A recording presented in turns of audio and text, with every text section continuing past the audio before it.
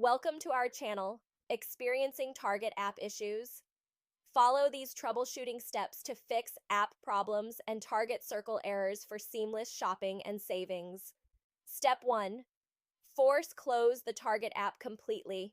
Remove it from recent apps to ensure a clean restart when you reopen. Step 2. Verify your internet connection stability. Target app requires consistent connectivity for Circle offers and shopping features. Step 3. Clear the Target app cache.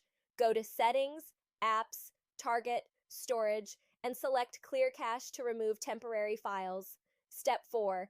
Update to the latest app version. Target frequently releases updates to fix bugs and improve Circle functionality. Step 5. Check your Target Circle account status. Log into Target.com to verify your account is active and properly linked. Step 6.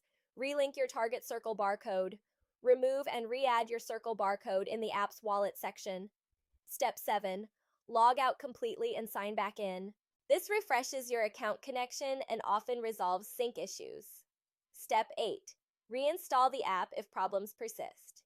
Delete the app, restart your device, then download a fresh copy from App Store. Don't forget to like this video and subscribe to our channel.